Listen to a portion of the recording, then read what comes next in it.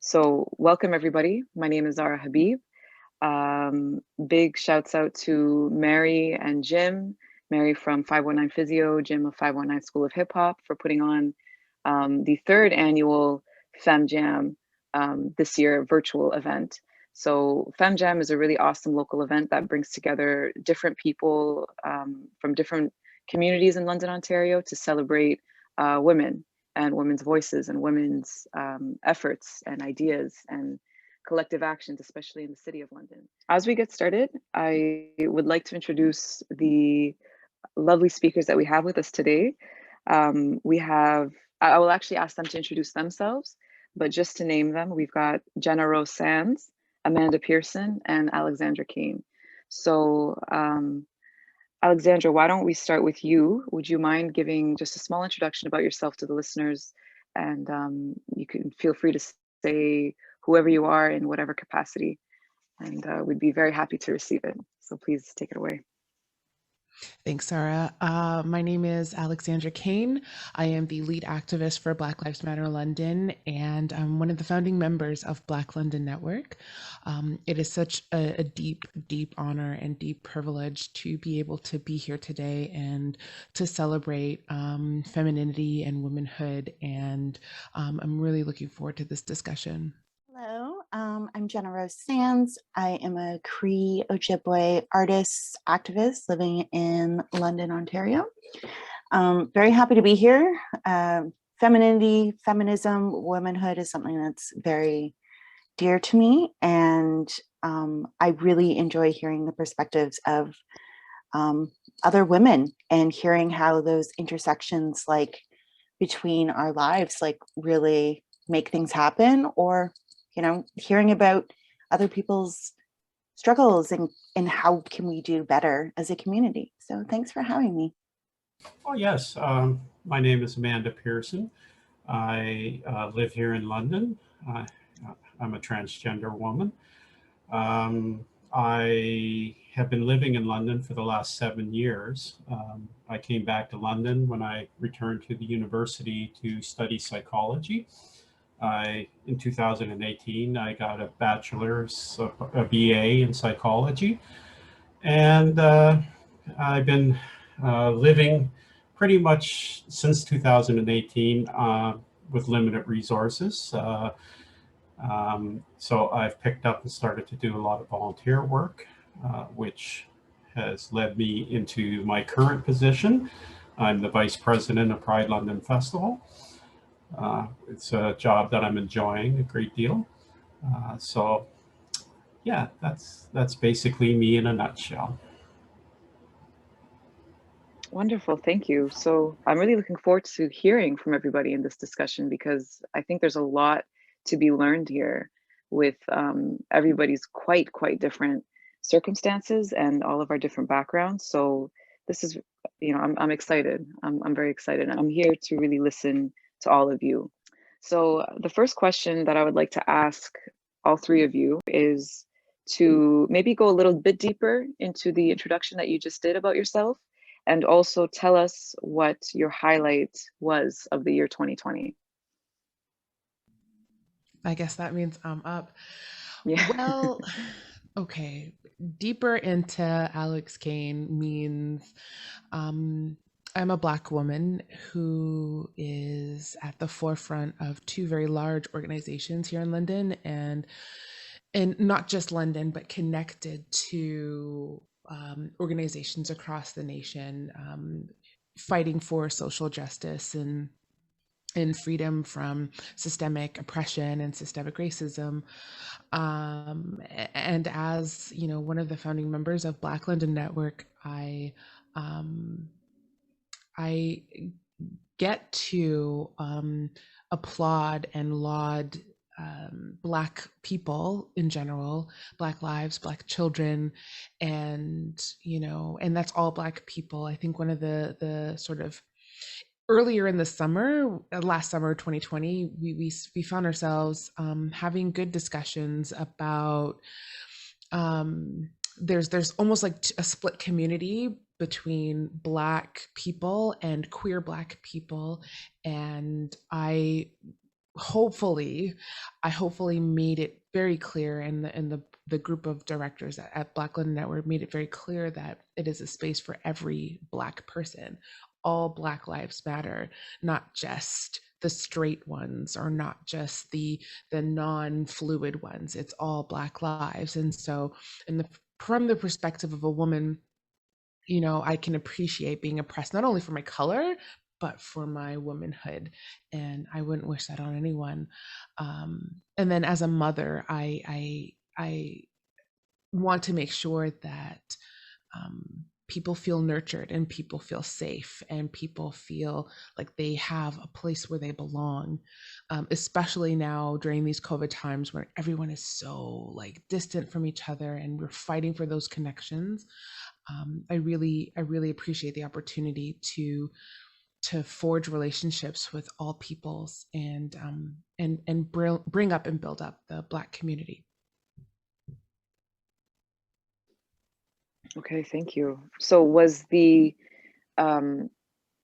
incredible kind of historic protest that was held by the Black London Network, and that, you know, I think over 10,000 people in London attended, was that a highlight of yours in 2020, or am I just making an It assumption? certainly was. I mean, I think it was a highlight for everyone's summer, and how Yeah. just how we were all able to come together through this pandemic, and there were no reported cases of COVID from that protest. So I mean, it is just I was awestruck. Black Lives Matter London sort of forged from that protest, and I guess I'm living that special moment. I get to live that special moment throughout forever because of my connection to Black Lives Matter London.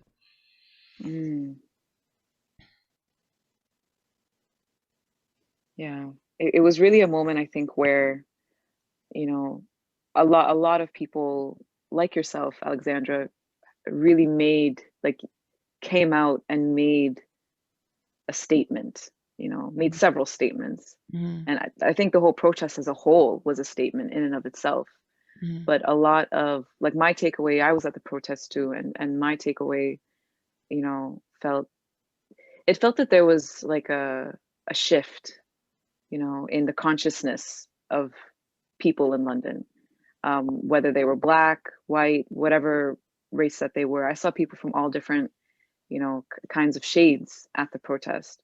And it felt like a shift in consciousness for kind of London generally. So, and, you know, it's one that I hope continues to push through. You know, I hope that you experience that as well as part of Black Lives Matter, I hope as so a leader too. in Black Lives Matter. But yeah, it was, it definitely, you're right. It was a highlight of a lot of our summers. It was momentous. It was incredible. Yeah, maybe hopefully we can get back to some of the discussion surrounding there. But let's move on to Jenna. If you're ready, could you tell us about yourself and what your highlight of 2020 was?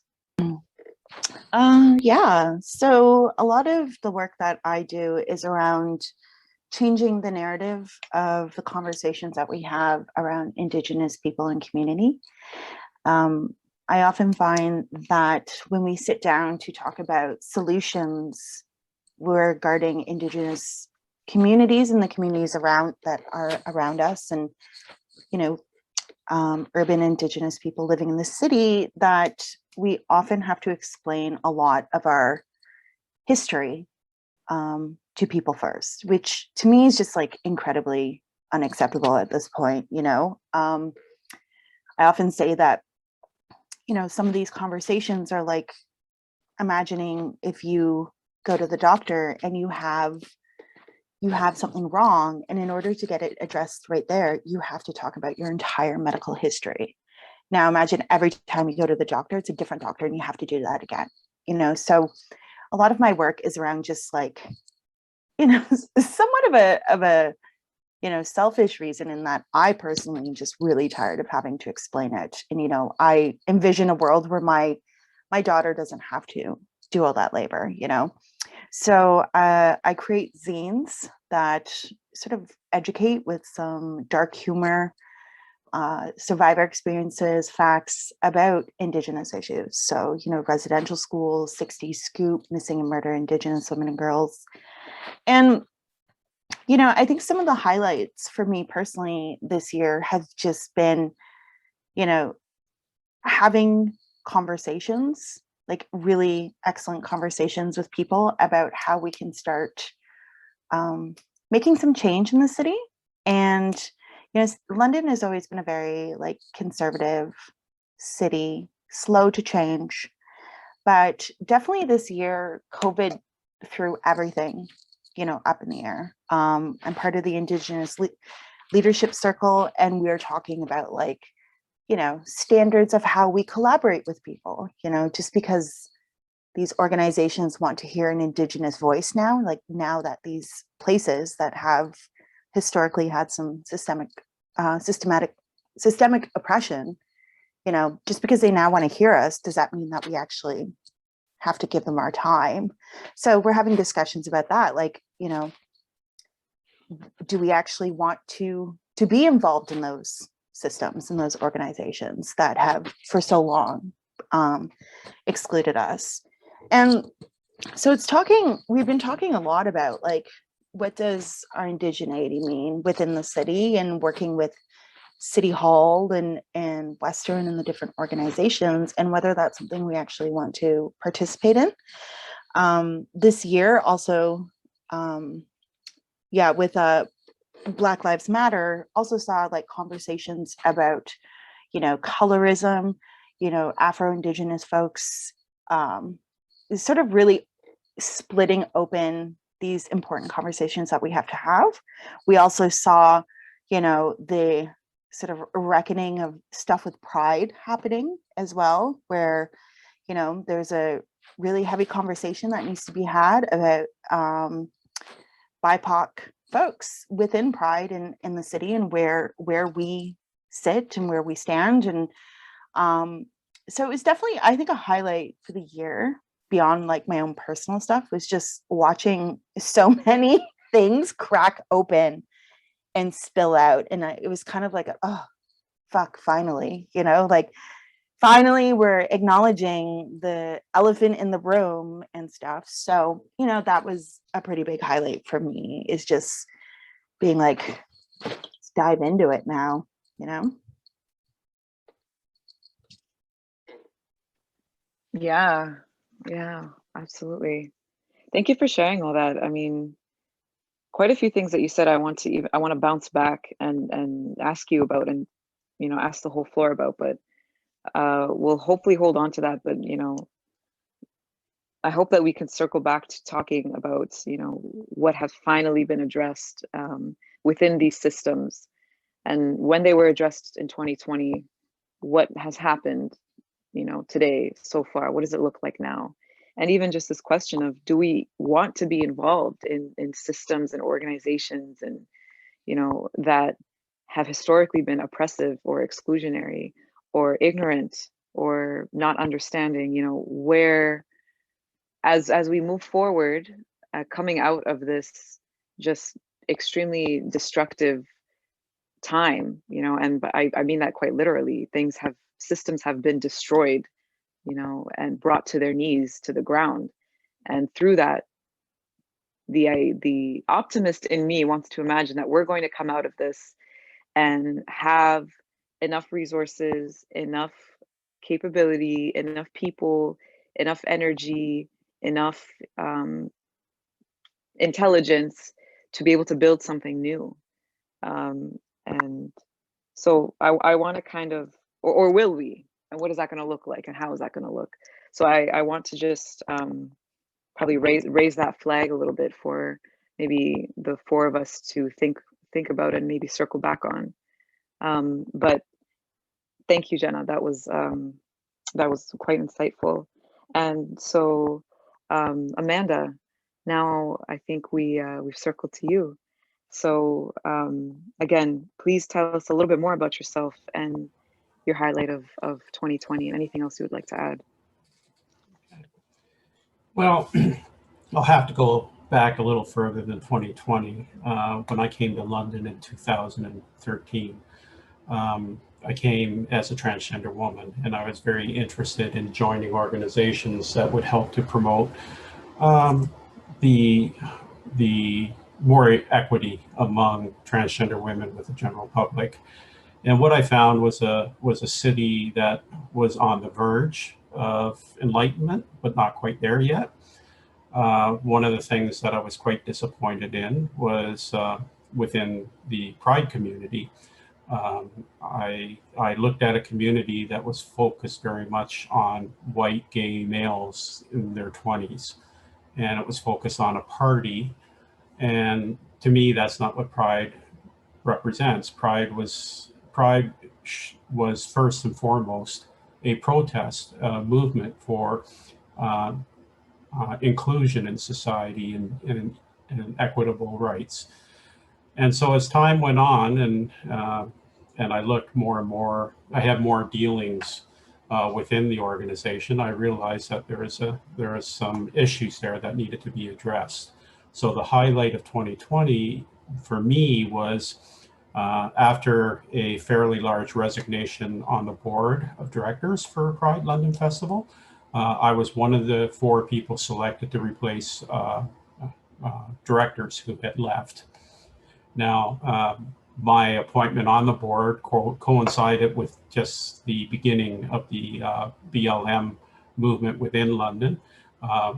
There was initial discussions with the board, with Alex, and I was quite pleased because, as I say, my reason for joining the board was to return Pride to its roots. I wanted to be the organization to have a heightened social activist role within the city. And of course, we have numerous members in our community who have intersectionality with other minorities. And I feel it's our responsibility to address the problems that existed in Pride. It was difficult until October when we held an election. And at that point, we basically ended up with a brand new board for Pride London Festival. The president currently serving is Stephen D'Amelio. He's a Black man. And we also have another Black woman who's a director, and we have a person of mixed race also as a director. I became vice president, and the first thing we sat down and discussed was our strategic planning and where we would like Pride to be within 3 years. We started to move on some of these plans. The first few months was just getting up to speed because in any transition in leadership, to the extent that Pride London Festival underwent, there's a lot of things that we have to straighten out and reestablish and make new connections with the community. We spent a lot of time reaching out to community, inviting people to speak to us. I have a voice for the transgender community, but in order to have a voice for the wider community, I need input from that community. So we've started a series of programs where we're reaching out to people, inviting them in to speak with us. And we very much want to be included in social change within the City of London, and we're working towards that. We've also, something that's pretty exciting and probably not so much on the social change aspect, but we started a new media streaming network called Pride London Network, where we're actually inviting local artists, so musicians, speakers, performers, even people who work in photography and artwork, to join in, and we're actively promoting the local talent in and around London, and it's been a real eye opener for me because I didn't realize that we had such a massive pool of extremely talented people. I kind of look at Alex here. I heard her singing the other night, and Alex is an incredible singer. Moving forward as vice president, I don't know how long I will be able to retain this position, but it's definitely a role where I want to work towards making positive change within the LGBTQ2 plus community, but in the community in general.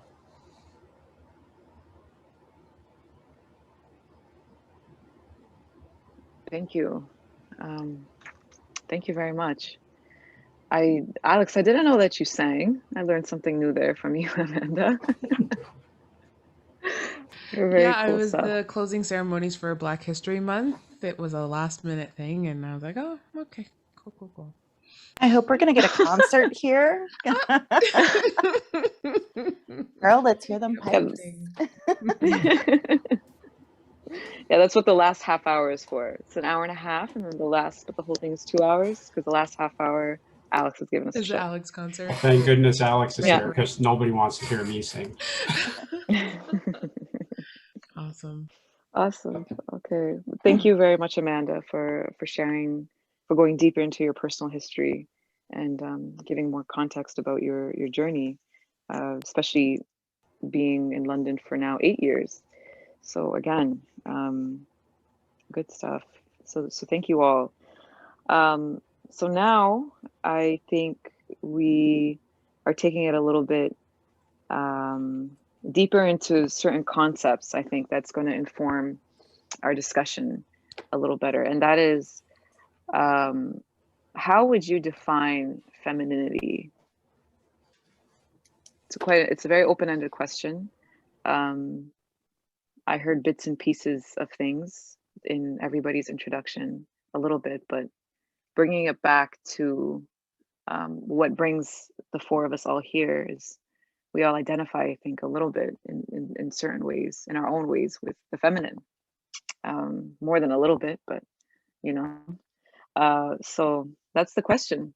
How would you define femininity? And the floor is open. If you need some time to think about it, it's fine.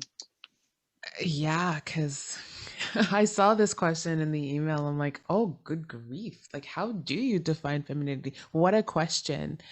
And I think, just to be honest, like, and I'm fully transparent and I'm fully honest. And if I hopefully I don't speak outside of what is correct to say. But if I do, I apologize in advance. It's all coming from an honest place. But when I was growing up as a child, femininity meant Cindy Crawford. Femininity meant any sort of white woman on the cover of Cosmo or Vogue, or the ones we saw in the movies and the TV screens. And to me, I honestly thought that I could grow up and be that. I thought I could grow up, and because you're supposed to be who you see, right? And so femininity to me meant white women, white, tall, skinny, thin women. And I struggled in my teens and in my young adulthood to find out what it means to be a Black woman, because I outside of my mom and aunt, I didn't really have examples of what that was supposed to be. And for the longest time, I thought that was a curse. I thought this is awful. This is not fair. This is unjust. But I've come to know, now that I'm in my 30s, in my late 30s, I've come to define my own femininity and my own self. And femininity to me means I'm wearing sweatpants all day and sweatshirts all day. But it's giving birth to my son. It's creating, it's painting, it's drawing, it's writing music. It's everywhere and it's everything. And I think we live in a day and age too where we don't have to have a solid definition of what femininity is. Like, it is individual. It is your own relationship to what you define as womanly and feminine. Hopefully that makes sense.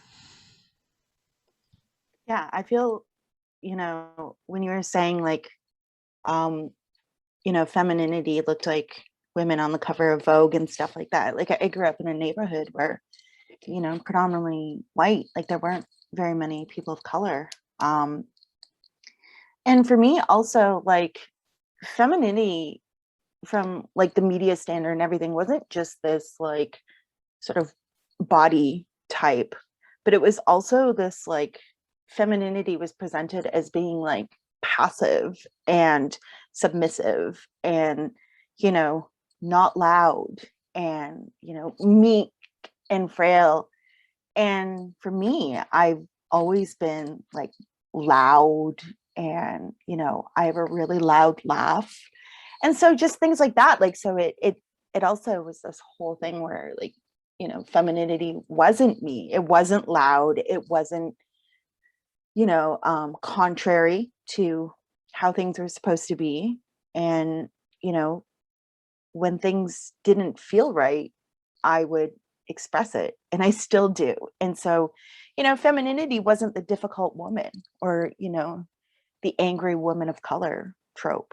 And it's like, that is me. You know, the loud, I don't think I'm always angry, but me demanding to have my space respected makes me the angry woman of color. And so it took a while to see that that is not just okay, but it's also beautiful. You know, like some partners, having male partners for me, you know, it's like they love that you're like, you know, wild, bold woman. But then when you turn that on them and say like, hey, what you're doing is bullshit, suddenly you're just like the angry woman of color.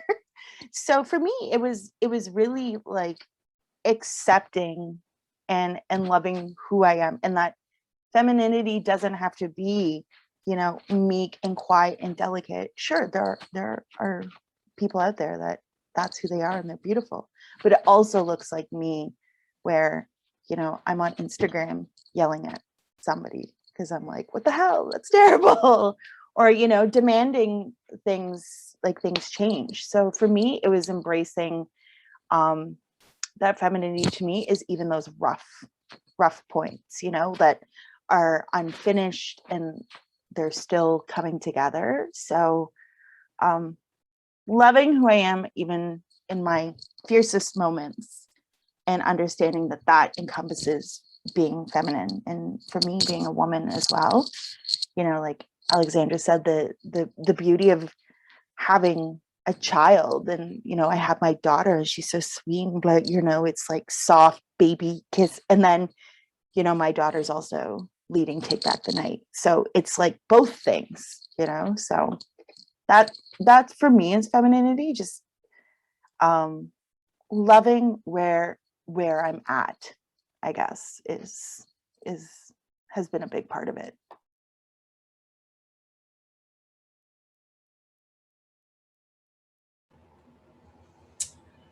So that brings it to me.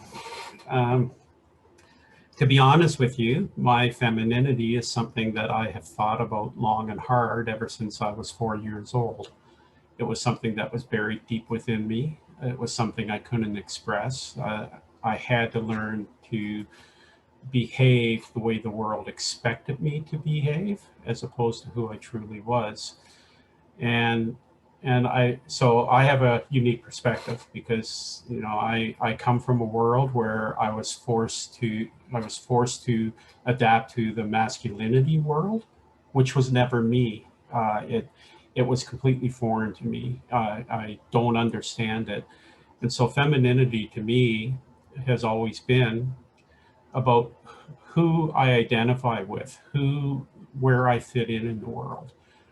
Growing up, most of my friends were female. Uh, I have very few male friends. The friendships we developed were quite close, and it was often stated to me that you're more of a woman than a man, which I agreed with, but I just didn't protest at the time.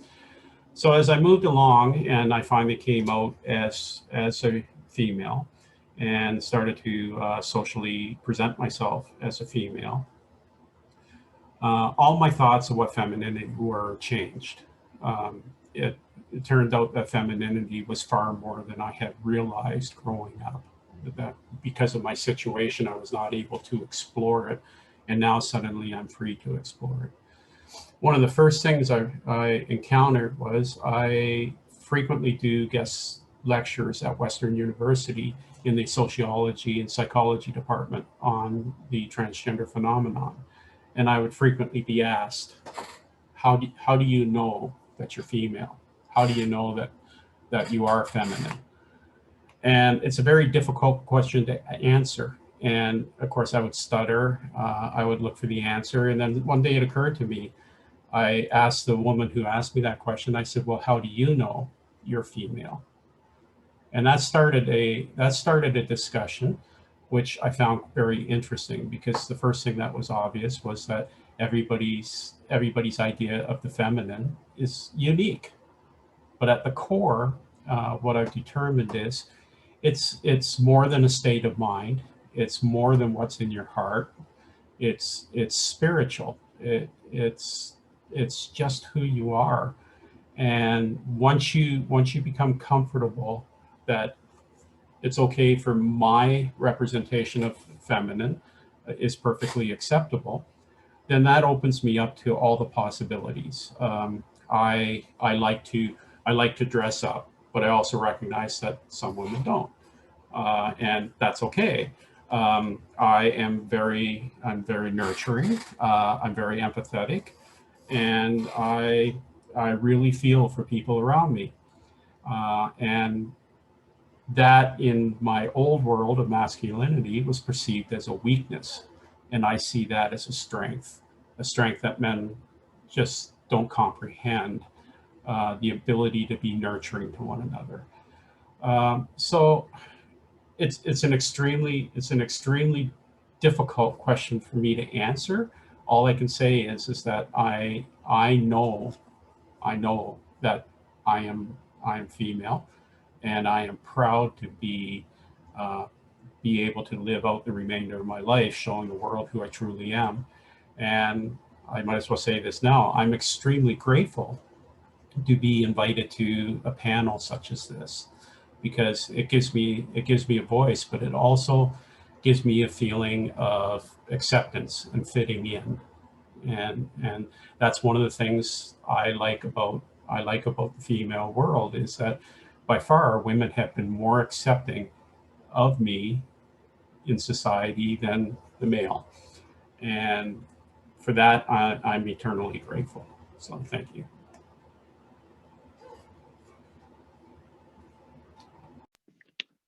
Wow, thank you. Thank you so much, to all of you. Um, really, really great insight, extremely great insight. And I think, Amanda, I agree with you a lot. For just to give my quick 2 cents on this topic before we segue into a really great segue, actually. But for me, it's energy. You know, same thing with the masculine, the feminine, and the masculine. It's an energy, and I identify quite strongly as a woman because I feel that for me, energetically, I have I identify with, and I feel and I live with a lot more feminine energy just in my daily experience. But there are days where I feel a little more masculine. And, I'm not going to get too into that because that's kind of a different discussion as to what does that mean. But, certain energies that you just feel. And it's not, I don't feel that it's sexist in the way that I think of things, I don't feel like I'm making generalizations about men or women when I imagine, or not imagine, but when I consider these concepts, when I think on these concepts of masculine and feminine energy, and how am I balancing it in my daily experience? Because it's not, that's not the point, like socially, in society, we are kind of forced to understand it in these general terms that are usually very inaccurate, very, very all just essentializing, and in some instances can be interpreted pejoratively or can be interpreted as negative. One of the things that I was recently watching like a rerun of an old show called The Wire, and I don't know if you're familiar with The Wire, but it was kind of the first episode of the season, and so they're introducing the different characters in different ways.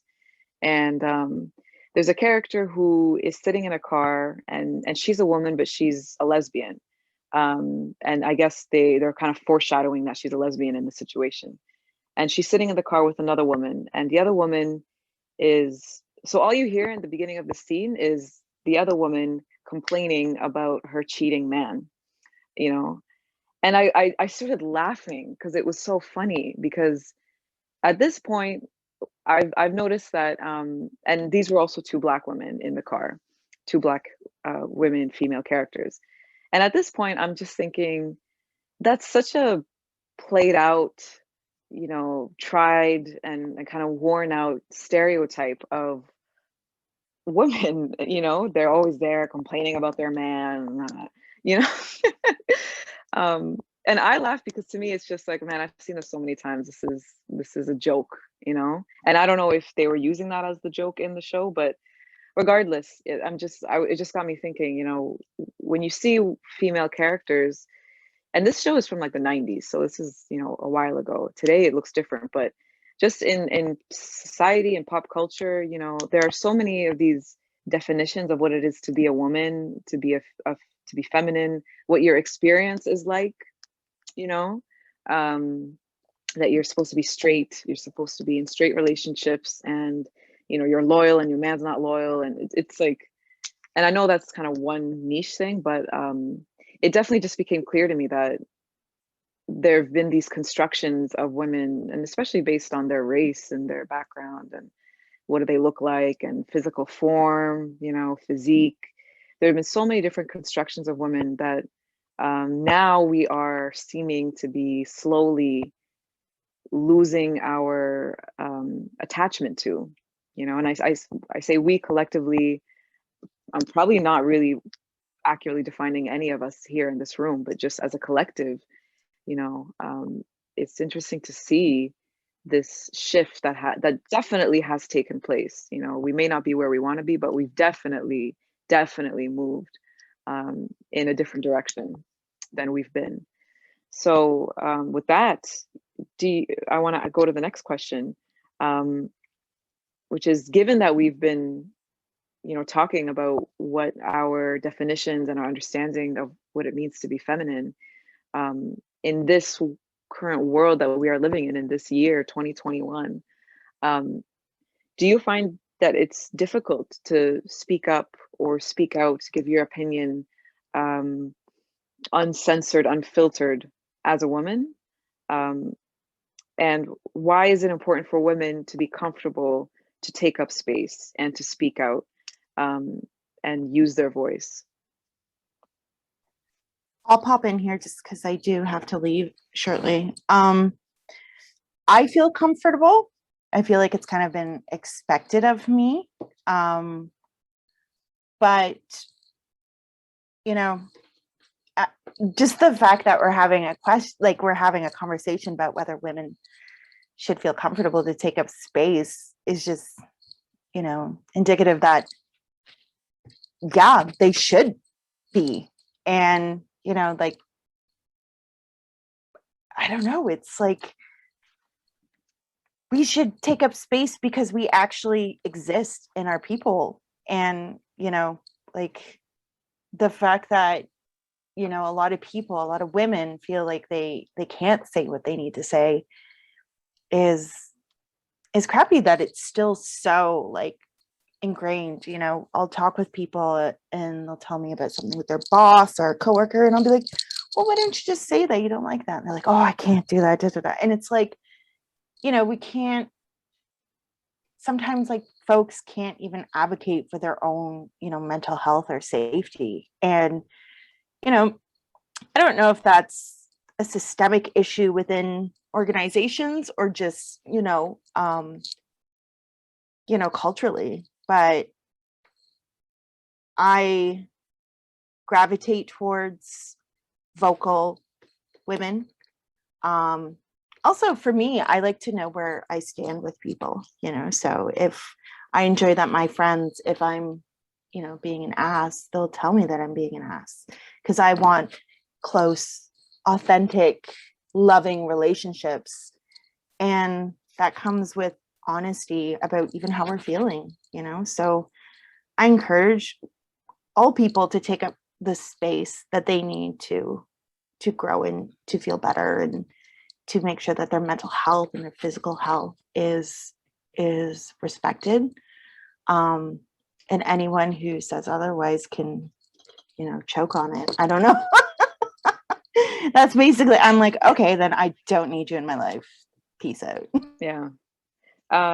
Was there somebody in your life, a woman, who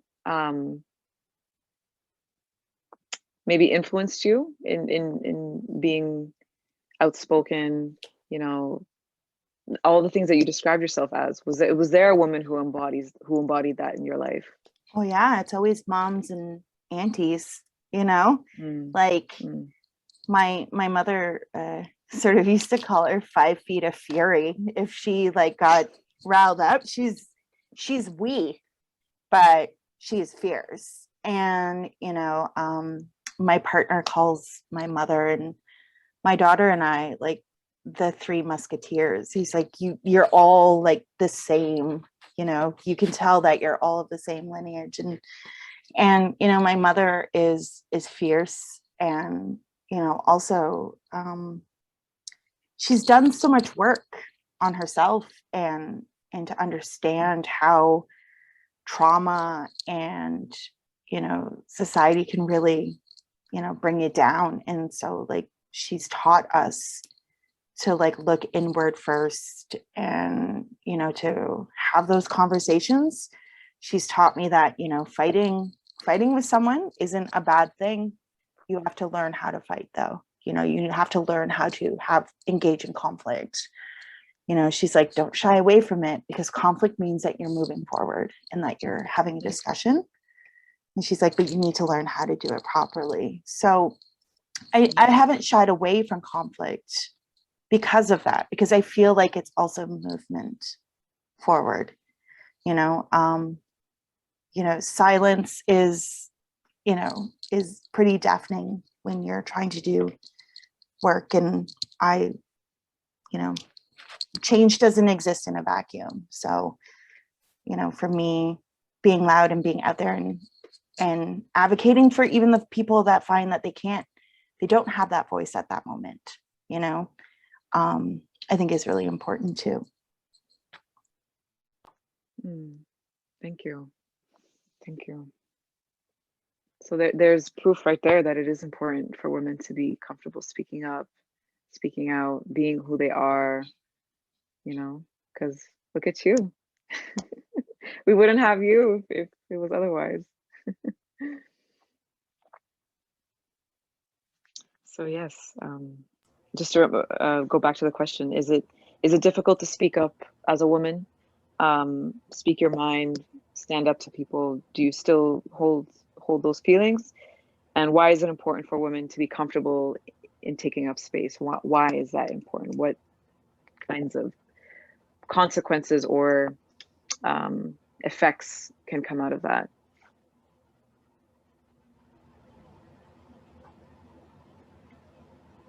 Amanda, are you on mute? Unmuted? Were you going to go? Well, you can go before me if you want. No, after you. Okay. I guess when it comes to answering this question, again, I have a unique perspective. As a male, I had a voice, and a loud voice. And in fact, as a male, you're expected to have a loud voice. Not speaking up for yourself is a sign of weakness. And conflict is definitely something as a male that you don't shy away from. Since presenting as a female, I have found that suddenly my voice is frequently, there's attempts to silence it. And it's not just men in this case, it's both it's all sexes that seem to do this. So if you, in my case, I find that I'm frequently, somebody will interrupt and talk over top of me, whereas they won't do that for other people in the room. And my personality only allowed that to happen so long. And then I said, excuse me, quit interrupting me. And I would assert my voice. I also found that there were people who would start speaking for me, which I found very interesting. It's like, when we want your opinion, we'll give it to you. And that's something that I did not take lightly to as well. And so I ended up calling people out. One of the things I've discovered is when you present as female and you become vocal in the meeting, I think somebody alluded to this morning, but the first time I was ever called a bitch was because I was speaking out and asserting myself. And I found that very surprising. In general, it's been one of the eye-opening things I've had with the change in gender presentation, is just how much women are perceived as second or lower, and that really surprised me.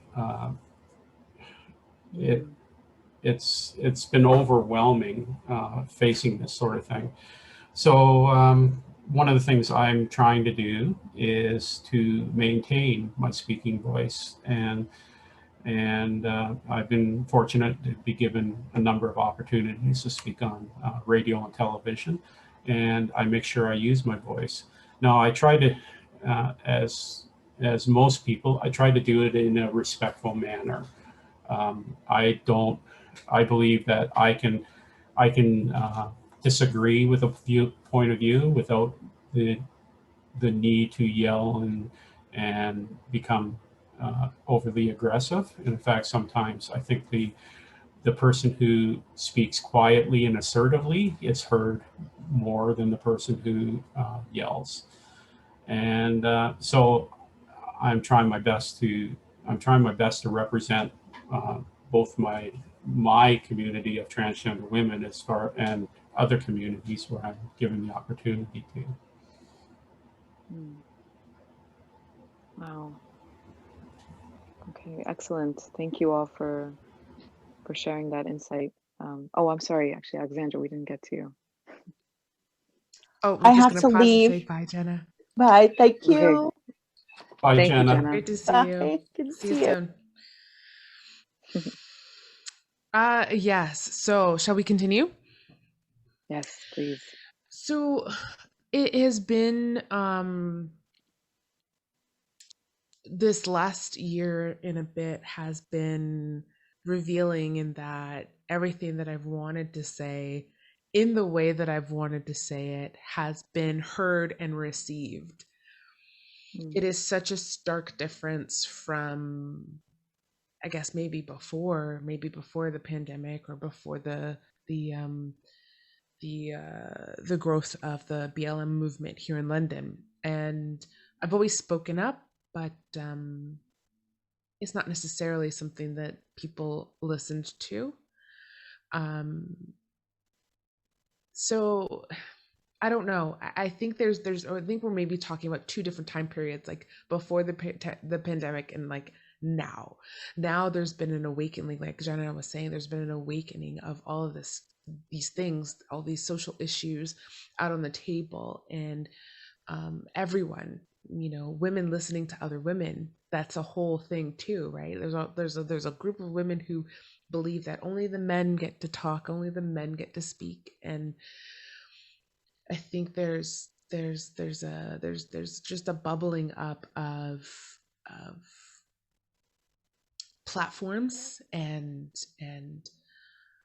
conversations that are being held by women, people of color, women of color, transgender women of color, and I think I think we're moving in the right direction. We absolutely are. It is a fight, and it is. I was talking to somebody the other day. This is all a marathon of snails, and we're just leaving the gate, but we'll get there.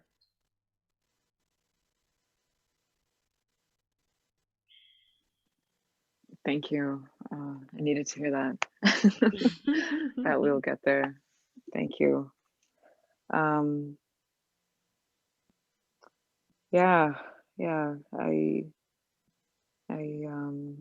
What about you, Zahra? Like, how have you felt having this platform of being the station manager or program director for a radio station? That is a huge platform for your voice and for you to get words out there. How has it been? Mm. It's been very, very, it's been eye-opening for me as well. I feel very lucky to have been given that opportunity. And the journey, just knowing, being aware of what that kind of platform is and what does it mean. And prior to it even becoming my platform or something that I had access to, what it meant to a whole, dozens and dozens upon dozens of people before me, and even at the same time as when I came in. And the experience itself, yes, it did open my eyes to what you were saying, Amanda, like the place of women in society. And I wouldn't say, not to get too much into details of it, but I just learned how the world, or how I can be received, positively, negatively, through speaking out, through sharing my opinion, through even asserting the role that I actually did have, which was, like you said, Alex, quite a big role, a lot of responsibilities, and just to be honest with you, like I had not power, but I had a high role, like a pretty high up position within a certain workplace. And me being the youngest person there and the only woman, um, I definitely noticed some things, you know. Can I ask if, and this is me, I don't want you to compromise your job whatsoever. Okay, so just be like, Okay. I don't know if we can plead the fifth here. I don't know what the equivalent is. Ask whatever you like. Did you have to, like, right out the gate, did you have to change yourself? Did you have to shrink? Did you have to change your message? Did you have to fit into what was already established, or did you get to come in and speak Hmm. yourself? So there's a couple layers to the answer here to that question. The first one being there was a woman before me who had the role, and I had worked with her for about a month, or maybe a little bit more, uh, in that space before I took over her role. So I had this, and given certain dynamics within that space, um, there was room. I'll put it this way: there was uh, there was room for me to express myself and be myself. Um, but was it received? And was it received how my intention was for it to be received, which is just for it to be received? um, you know, uh, I definitely felt that I did not have the respect that I deserved, for being in the role that I had. Just there was, I'm basically second in command. I was not given that kind of respect by my coworkers. I'm not going to say all of them, and I'm not going to say that they were disrespectful, but but in the terms of, there was such a difference between if I said something, if I asked for something to get done to the floor or to a specific person, and the male manager at the time, who for other reasons, was relatively absent, was not really there, was not really doing the job, and I was doing a lot of his job. Soon as he would come into the room, everybody's got a straight back, everybody's sitting up, got a big smile on their face. How are you doing? Meanwhile, I'm doing this person's job and I'm doing my job. And I feel like if I ask somebody for something, they think I'm nagging. They roll their eyes. I get interrupted a lot as well. So I know your pain, Amanda. I would get contested a lot. Like when I would be saying something, people would be wanting to prove me wrong, and it's like, we're not in debate class here. What is going on? Why are you? Do you know what I'm saying? So that's all very real. And another thing was not coworkers, but hosts. Very condescending sometimes. Not all, by all means, not all, but there were some who were quite condescending. And, I come to find out that it's because they look at me, they see that I'm young, and maybe, I don't know what other factors might come into that, but they think I'm incapable. And there was a lot of angst set onto me that was not even my own responsibility to deal with, and it's just funny because you notice how somebody else does their job, and this is something that people of color know, and I know, especially Alex, and it's like you got to work 2, 3, 4 times as hard to even be respected. Meanwhile, somebody who is and I say this from personal experience, somebody who is quite literally not even coming to work is given the respect. And is it a coincidence that they're a white male, a cisgendered white male? I don't know, but all I'm saying is that's what I saw and that's what I experienced. So there was room, because there was kind of an absence of anything to really strongly resist me, but at the same time, there was not the kind of respect that I thought should have been there, kind of just at a base level. And there were all sorts of little microaggressions. But yeah, that's me being real. Thank you for sharing. I always wondered, women in these sort of higher positions, like it's just a position, but in these positions of power and influence, how you navigate because your experience is different from mine, it's different from Amanda's, and I know being in this position that I'm in within the BLM organization, for instance, walking into these rooms, yes, I have all of that. Those sort of biases are against me because I'm a woman and I'm supposedly loud and I'm an angry Black woman. But there's all of that, and then there's the color too. Like with the colors, there's the stereotypes of, well, she doesn't know very much because she's Black. She's not as smart because she's Black, or she's this. And it's just, it's difficult isn't the word. It's just, I just want to come in and do the job. Right? Yeah. I just want to come in and do the job. Like, why do I have to then battle all of this stuff that takes away from, you want me to do the job, they want you to do the job. Adding all of this extra takes away from you getting the work done. We all have a common goal of getting the work done. I don't know.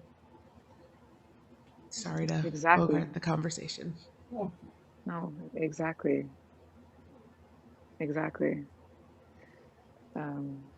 Yeah. Amanda, I have a question for you. Sure. I don't know am I allowed to ask questions, Zahra? I'm sorry. Yes, you are. You're encouraged. I'm so nosy.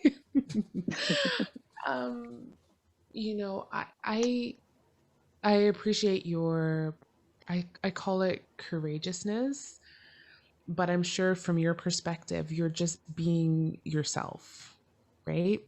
Yep. And I liken it to when people are saying, "Oh, Alex, you're such a strong Black woman. You're so well spoken. You're so eloquent." And I'm just being myself. Don't congratulate me for being myself. I don't need that. But anyways, regardless, I still admire you, and I wonder if in the early days, kind of similar to what Zahra was talking about, in the early days of your transition from male presenting to female, um, did you have that same sense of did the I don't know how to word this. Did when you started to present female and be female and fully manifest into that, did all of the respect that you had sort of garnered as a male, did that go away? Was your voice taken because you switched to, do you know what Yeah, I'm saying? yeah, I do actually, because I've experienced Great this. question. Um, I I own my own business for 20 years.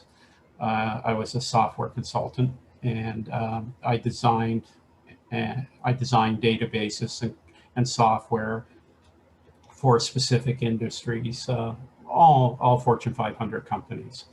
There would be Dow Chemical, Esso, Nova, uh, there'd be Exxon, BP, Smith, a lot of pharmaceutical businesses.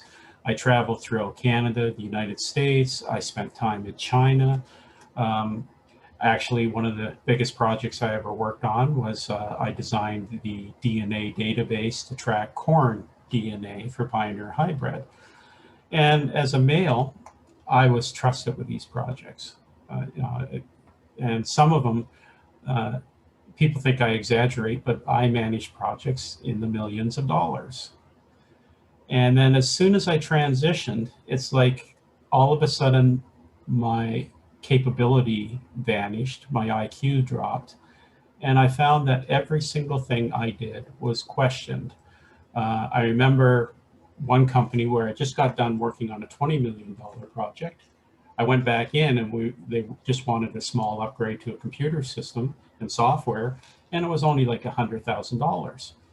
And the comment that came back, first of all, the $20 million project, I did my sales pitch. I presented to the top management, and they all kind of looked around at each other and talked and whispered a bit. And they said, "Okay," and they signed the contract right there in the conference room. For $100,000 project, they still did the whispering and the talking, and it went on for an extended period of time. And finally, the same man turned to me and he says, "Well, this all looks good. We'll just take this and have the men in the back check it out to make sure it's okay." And I was just gobsmacked. I mean, I'm going, well, wait a second. Like, how can you do this? Like, within a period of like 6 months, you trust me with $20 million and you can't trust me with $100,000.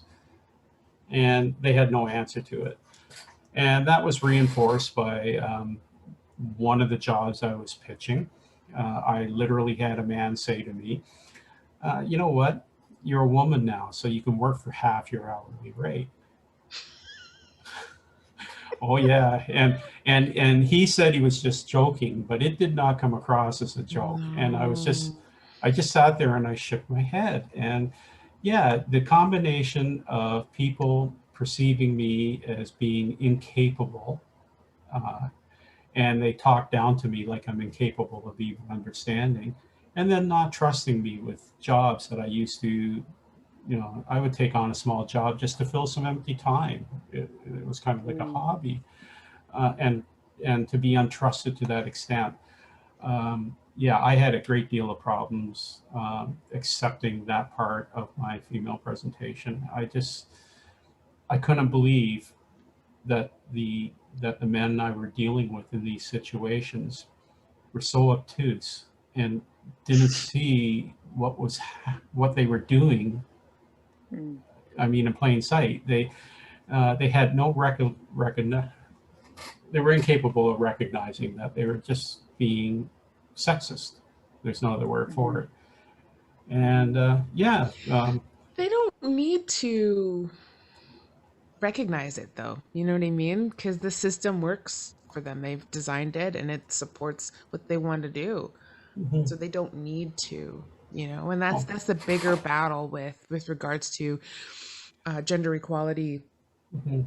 you Well, know. I love the conversations I have with men because a lot of men will ask me a lot of questions about the female world. And of course, I start off talking to them about male privilege. And a lot of women don't understand this, but men have no idea what male privilege Mm-hmm. is. I mean, it's just Mm-hmm. something they've always had. It's part of their life.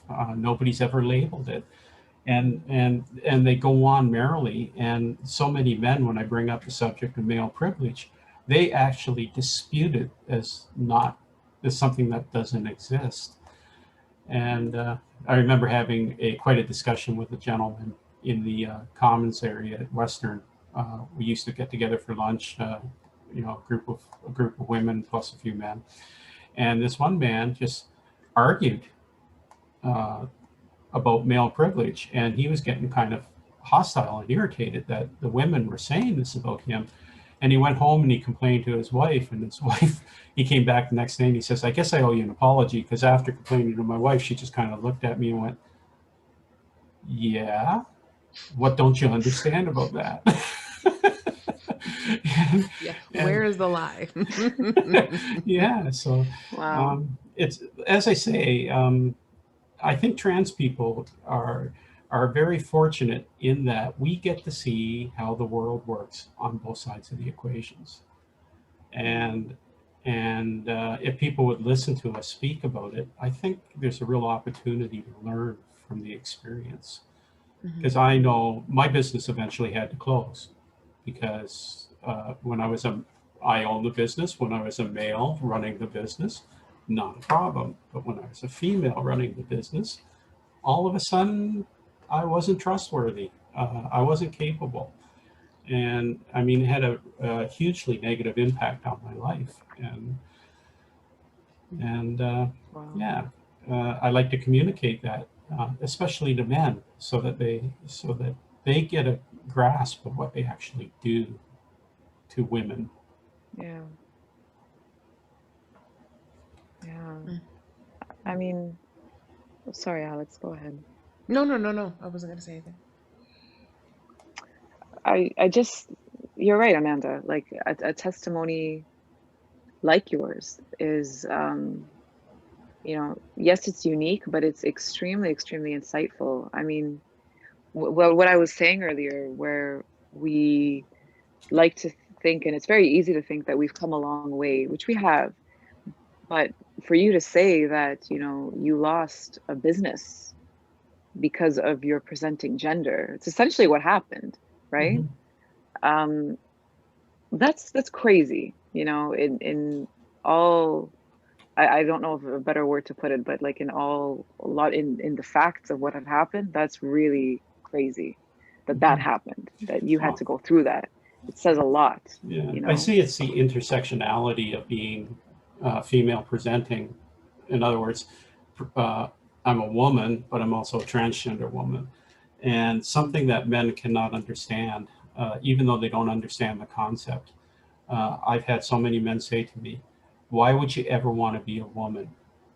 You know, like, and I come back to them and I say, well, what's wrong with being a woman? And they go, you got to be kidding. Like, you want to like sit at home and dust and clean up.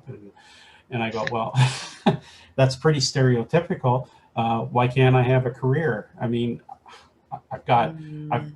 I've got a degree, I got a diploma or a degree from Fanshawe College in Control Systems Engineering Technology. I got a BA Mm. in psychology. Um, and the people I'm talking to, some of them haven't even attended post-secondary education, and yet somehow, with all that education, I'm still inferior to them. Yeah, that's every day. It's interesting. There's a study by Jane Elliott, I believe her name is. She's the one that does the brown eyed blue eye test. Yes. And they did I don't know, it maybe not be her, but there was a study done in the States about, they surveyed children and boy children, they asked them, if you had the choice, would you want to switch to female? And most of the children said there is no advantage to becoming a woman or female. Actually, my mother That's said how they're that to taught. me. There's no Wow. advantage. Wow. And I think that, That's how they're taught. yeah, I think that summarizes our society, is that women just are not allowed to have advantage, or at least full advantage. And when I worked at Dow Chemical as an employee, a lot of my friends and people I associated with were females, and as they moved up the management ladder, I would hear these conversations about how they're disrespected, and I mean, that was, gosh, that was like 30 years ago. But here I am in 2021, and I still see the same thing happening. And Yeah. and I can't apologize for men because I never really identified as a man. But somebody needs to. At some point, men are going to have to realize that the world isn't all about them. I'm kind of like an anti-smoker, right? Like people who quit smoking become the strongest anti-smokers, right? So I left the world of masculinity, and so I'm probably a little bit over the top anti-masculine, just simply because it irritates me. I've lost a lot in doing this transition, but what I've gained is happiness, and I'm finally at peace within my soul. I'm living my life as opposed to pretending to be something I'm not, and that's something that totally escapes people. We also learned in psychology about how people self-actualize. So we have our three selves. We have the way society perceives us. We have who we actually are at the current time, and we have who we want to be. And very few people in this world actually are able to move over and become the person they want to be. And it always seems to be society pulling them in another direction. And I think I'm probably fortunate among people, because I have gotten to become the person who I want to be, and probably a lot closer to that goal than a lot of people even dream of being.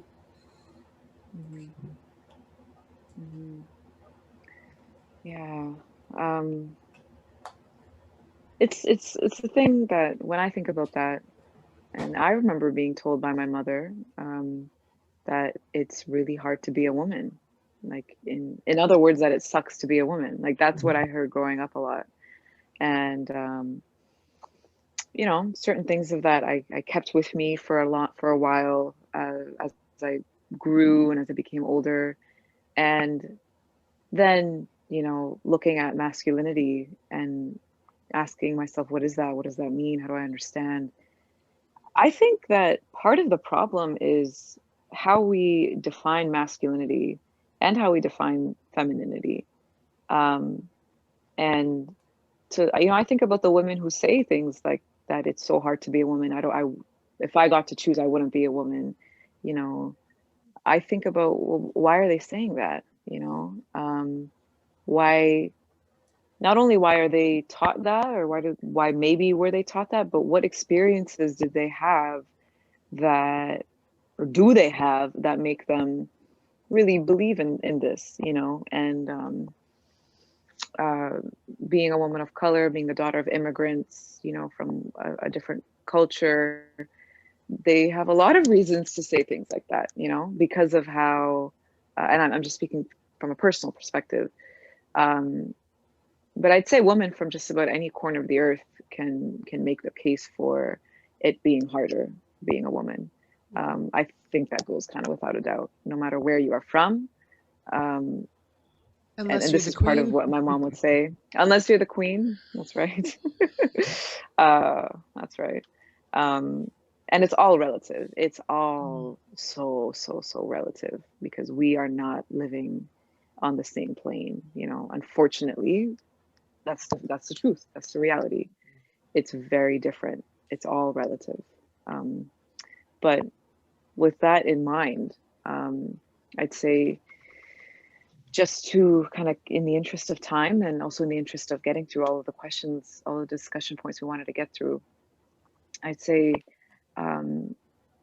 with all the things that we've talked about and all of the insights that we've shared, how can we honor our non-binary or two-spirit sisters in these discussions and in these kinds of conversations that we have? And as we celebrate International Women's Day and we're discussing femininity, and, you know, how do we honor folks who are even maybe outside of that paradigm? As much as we think we've loosened things up and expanded and been all inclusive, you know, people don't always fit into these categories, you know, of different identities and different ways of associating with the world. You know, as much as we can try and nuance it, people are so nuanced to begin with. So how would, do the two of you have an answer or any thoughts to that question? Have you given it any consideration yourself? I mean, and this is just from a perspective of a straight Black woman, you know, I think honoring two-spirited and non-binary, let's go back to our first discussion when we were talking about defining femininity and what that is. And like, I made a definition for Alex Kane. My definition is not for Amanda, it's not for Zahra, it's not for Jenna, it's for Alex. And, you know, I think this idea of, well, here's femininity, and then there's like the sort of the tangents on the outside. I think that is not as inclusive as we want to be. Femininity is what you want it to be. I have some really great friends who are feminine, who she, her, hers, and have, you know, masculine energy and masculine vibes. Like I don't understand the categories, because to me they serve no purpose. They serve no purpose in helping me decide what to wear in the morning, helping me decide who to meet, how I meet my future whatever, how I met my husband. These categories didn't mean anything. I met a person and I fell in love with them. You know, I wanted to have a child, and my body is fortunate and able to do that. And so I had it. Like, but that doesn't mean I'm more feminine than Zahra. You know? I don't know. I'm sorry. I'm getting all worked up. I'm like, don't put the chains on. Let's take them all off. Let's get rid of that. Let's get rid of that. The only I know that, you know, medically, when we talk about medical things, female and male comes in because of genitalia and certain conditions, like, you know, females have periods and all that kind of thing. But outside of that, we're talking about the spirit, we're talking about the soul, we're talking about your mentals, and that that gets to be whatever you choose, and you get to choose. Yeah. My experience with the two-spirited people is I'm really learning what that is. I wish somebody like Jenna was still here who could speak to it, because obviously I'm not qualified. It is a cultural item, and the best people to speak to that would be actually two-spirited people. As for the binary spectrum, I've had my eyes opened in recent years. Now, I like to say that I presented myself as male, and I have shifted to presenting myself as female, which basically means I move from one extreme to the other. But I know lots of people who land someplace in the middle, and their identities are no less authentic than mine or any cisgender individual or any other transgendered individual. We just have to accept that people know who they are and respect them for their self-knowledge. And I mean, having people question my gender identity constantly, and I've had people say to me, well, it's not real, you're wrong, you're not this. And I'm going, well, who are you to tell me who I am and who I'm not? And so that's what I've learned in my transition journey. It's just to accept people for who they say they are. Yeah. Mm-hmm. Yeah, exactly. And that's what I'm getting especially from both of your answers. You know, that's what I'm getting. It's just about being, how you can protect people is to make them feel safe. You know, it's just, you make them feel safe.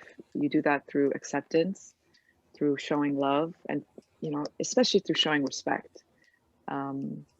Not by questioning them or making them feel inferior or in any kind of, you know, inauthentic way about who they are and how they choose to present themselves and how they choose to live their life. I really love what you said, Alex, about your definition of femininity is for you. And I think that's what we got to do, you know, and when we talk about masculinity, and it's the same deal, you know what I mean? Mm-hmm. It's the exact same deal. Especially nowadays, there's really no need for any kind of definition, in my opinion. Any kind of There universal is no definition for need. any of these things, It's Like, just you know? it's you know, putting people like we're this is not the 1950s where girly means pink and bows Exactly. and masculine means GI Joes and like guns and BB guns and things like that. Like we're not there. We can Mhm. do and be anything. Like if my son wears he's 2 and he wears my high heels around the house and he looks great and he It's very feels fun great. for a 2-year-old. Right? yeah, It's a Right? very But fun he will experience. also, you know, just terrorize the place and popcorn everywhere and cereal everywhere, and we attribute those to boys. It's just, you know, he's exploring humanity. He's exploring what it means to be human and make a mess. Like doesn't mean he's Mhm. and masculine. it's Mhm. amazing how as soon as children hit school, they start to get indoctrinated into the performative aspect of gender, Mm-hmm. and that's all it Mm. is. It's a performance, Mm. and it's amazing how much society still adheres to that. I call them social boxes, or I guess the psychological term is roles and norms. And Mhm. it's amazing how much those boxes influence lives. I know for men, I often say this about men, the box they live in is a little bit smaller than the femininity box. And the consequences for men stepping outside that box is harsh. And it can really make have a dramatic impact on their lives. And with women, the box is much larger. There's lots of ways that women can perform their gender. But I Mhm. don't understand why we need to have gender performance in the first place, is Mhm. what I'm saying. You know, where men and women, the difference between men and women are very small. Anything psychology can measure, the difference between men and women is very small. In fact, there's nothing that is statistically different between men and women. Uh, so, Mm. you know, how do we come up with a system where we create this label, we divide people, and basically you have no choice about your life. The announcement at your birth slots you into a position in society, and that's where you're expected to reside for your entire life. Mhm. And I don't understand. I guess if I did, I'd be a psychologist by now. Bona fide.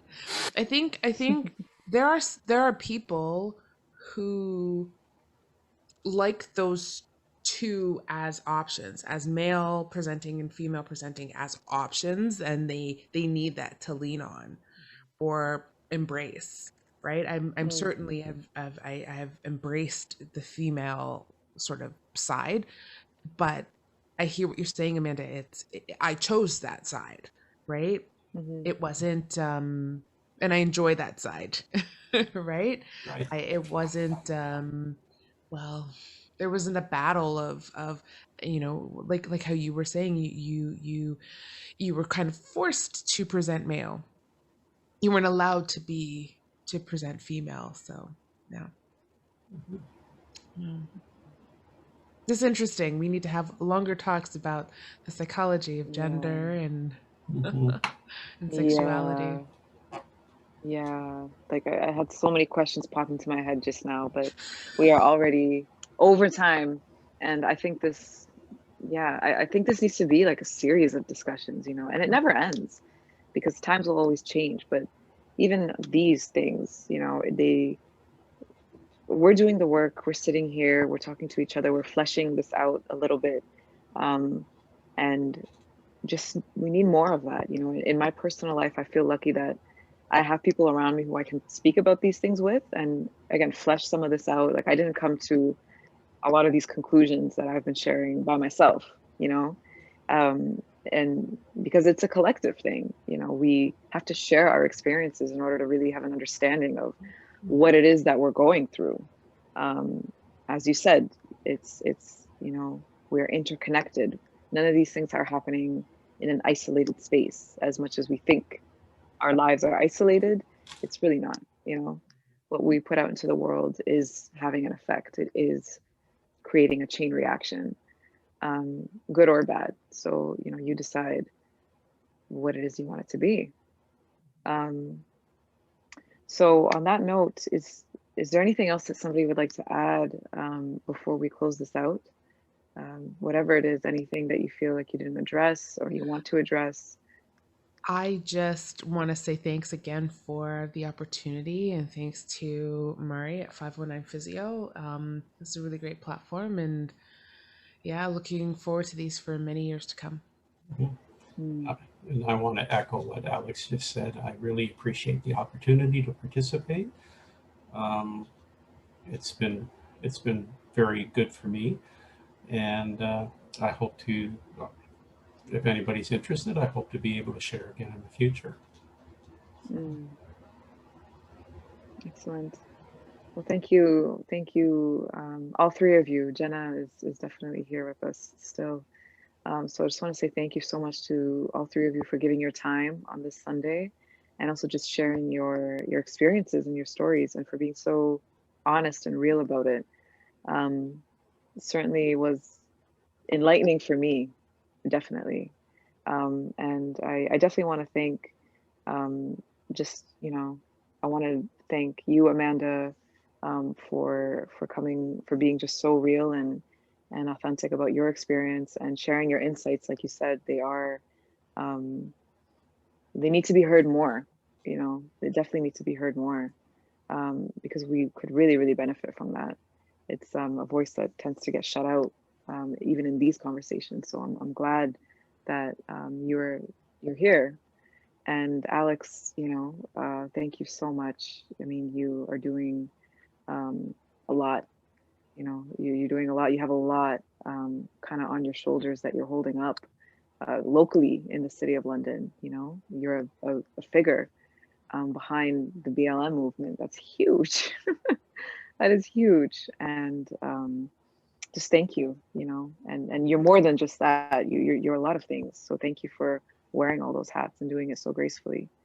Um, and yeah, thank you to Jenna as well for being here and being herself, her authentic and um, just incredible self.